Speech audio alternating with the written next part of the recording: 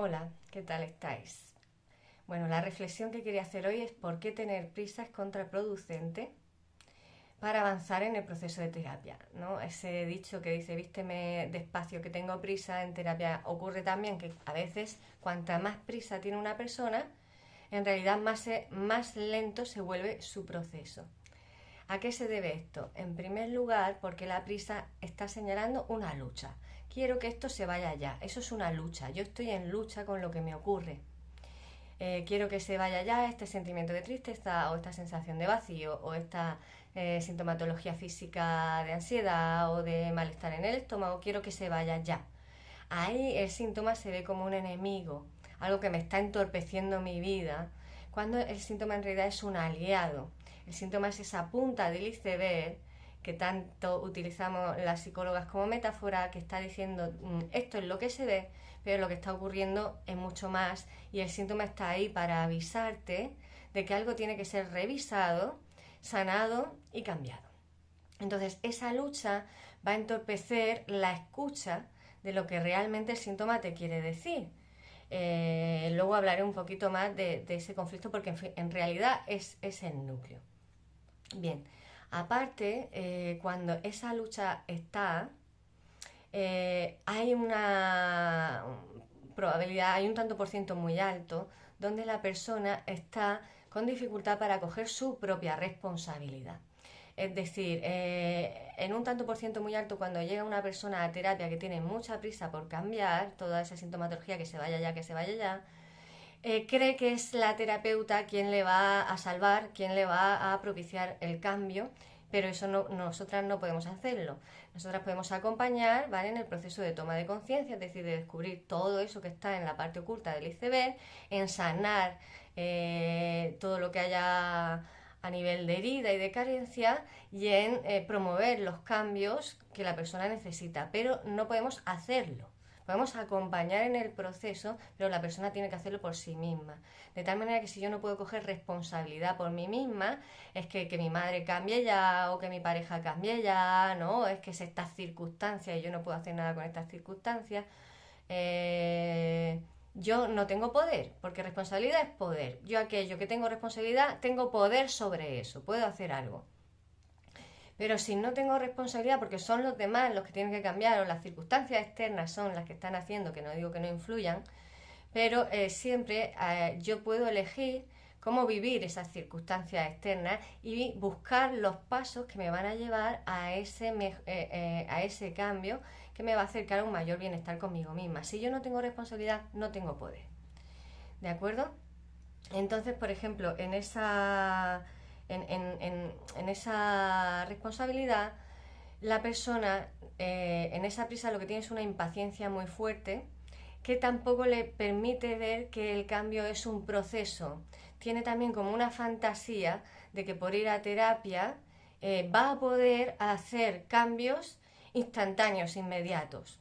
Y hay cambios que se pueden hacer inmediatos, sobre todo con el reprocesamiento, pero en general el proceso de cambio, la palabra ya te lo estoy diciendo, es un proceso y lleva unas fases y pertenece a un ciclo y no te puedes, digamos, como saltar las partes que tiene. Por ejemplo, si estamos diciendo que el síntoma en la punta del iceberg, una parte es que hay un gran contenido a nivel inconsciente.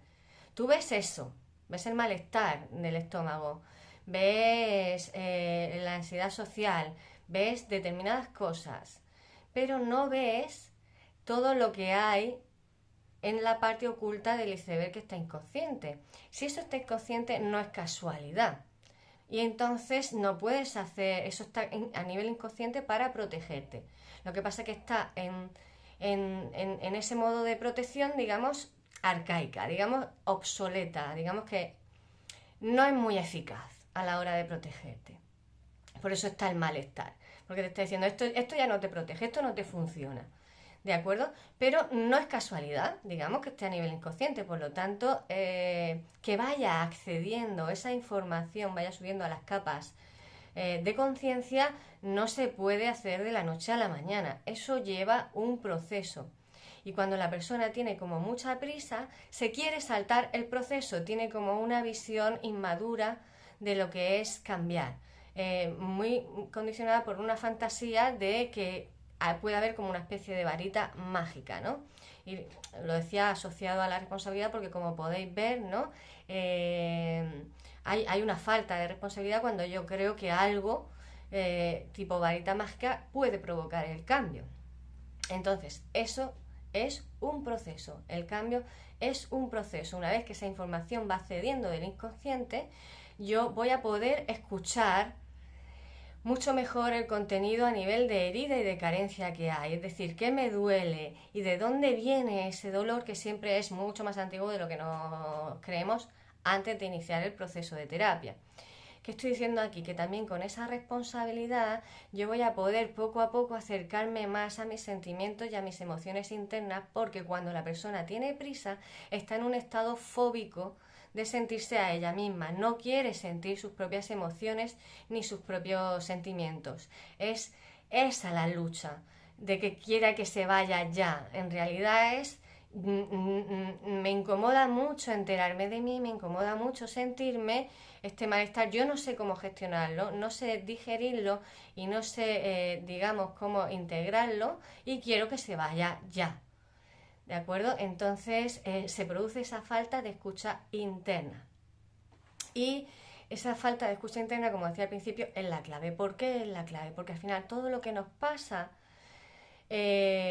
aunque no se vea a priori, sí que siempre se da unos criterios uno, por ejemplo, que va más antiguo de lo que me creía, y que hay en la base algo que ya está en conflicto. Hay una parte de mí, es decir, aunque sea algo que me está pasando en mi relación con mi madre, en mi relación con mi jefe, con mi pareja, o yo lo eche hacia afuera. Por ejemplo, sea muy fácil para mí quedarme en el trauma de bullying que he sufrido en la infancia o en la adolescencia, sin llegar a coger responsabilidad sobre mi inseguridad o mis habilidades sociales, que no es que el trauma no esté, o no es que no haya que sanarlo, pero de alguna manera hay un conflicto interno siempre que está subyacente a todo eso, y es una parte de mí que está en conflicto con otra parte de mí. Es algo que ya supone una lucha interna, y eso siempre se da, siempre se da. Por eso tengo tanta responsabilidad, es decir, tanto poder, porque al final todo lo que ocurre se puede dividir en pequeños, en pequeñas, ¿cómo llamarlo? No, que me sale la palabra fragmento, pero no quiero utilizar eso, en pequeños componentes que tienen que ver conmigo, que yo puedo hacer algo con respecto a eso. Y esos componentes se fragmentaron en un momento en el que yo no tenía la habilidad para integrar en mi experiencia algo que me pasó que fue doloroso. En general suelo no tener la habilidad para integrarlo en mi experiencia porque suelo ser niña o joven y no tengo las capacidades desarrolladas para integrar eso que me está ocurriendo. Y se produce una división dentro de mí, una fragmentación dentro de mí, donde una parte de mí va a luchar contra otra parte de mí. Entonces, cuando el problema de lo que a mí me está ocurriendo, es decir, cuando voy más allá de la punta del iceberg y puedo ver también lo de abajo y me doy cuenta que hay partes de mí que están divididas, ¿vale? Lo que me voy a dar cuenta es que hay un conflicto interno. Y yo siempre digo en terapia, lo que ocasiona un problema no puede solucionar un problema. La misma energía que está ocasionando un problema no puede ser la misma energía que lo solucione. Por lo tanto, si lo que pasa es que yo tengo una parte de mí rechazada, que no me gusta, que considero que es mala, que la tengo que ocultar, que yo no me acepto tal y como soy, ni conozco todas mis partes, sino que hay unas que son buenas, que son las que yo puedo demostrar, y otras que son malas y las critico, las ataco, puntos suspensivos. No puede ser un mismo comportamiento y actitud interna de juicio y de crítica hacia el síntoma que me está ocurriendo lo que sane ese síntoma. ¿De acuerdo? Por eso la escucha es tan importante, la responsabilidad es tan importante, y comprender que todo es un proceso es tan importante, porque todo eso ya te va a bajar la sintomatología para dar los tiempos que hace falta para ir comprendiéndote a ti misma, para ir aceptando todo eso que va a ir saliendo y sobre todo para poder al final acoger las heridas y acoger la carencia, que es lo que realmente va a sanar. Esas partes de ti que están en conflicto necesitan aceptación, necesitan amor, necesitan comprensión, necesitan que alguien les acompañe y les mire de otra manera, diferente a cómo se originó, que insisto, suele ser a través de la crítica, del juicio, de la exigencia, de cómo tengo que ser, bueno, conflicto, división, pelea, ¿de acuerdo? Entonces, el poder dar como esa actitud amorosa, porque al final es amorosa, hacia lo que me ocurre, es lo que realmente va a sanar. Y la prisa lo que está manifestando en realidad es un rechazo a lo que me ocurre. Es un rechazo a lo que me ocurre. Viene a ser justo la energía opuesta a lo que te va a ayudar o te va a sanar. ¿De acuerdo? Por poner un ejemplo, si yo tengo ansiedad y me está dando una crisis de ansiedad y empiezo a agobiarme porque me está dando una crisis de ansiedad, lo más seguro es que realmente llegue a un nivel de ansiedad mucho más alto. Es decir, puedo estar empeorando la sintomatología de la ansiedad, esto por poner un ejemplo, pero pasa con muchísimas cosas, solamente por el susto de sentir que empiezo a tener ansiedad. Y a una ansiedad que a lo mejor se podría regular de una manera mucho mejor, mucho más rápida, sin llegar a desbordarme el sistema nervioso, por el propio susto de verme entrar en ansiedad, puede convertirse en un ataque de pánico. ¿De acuerdo? Entonces,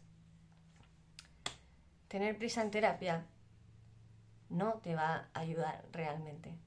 Y en muchos casos te va a perjudicar. Espero que te haya servido esta reflexión.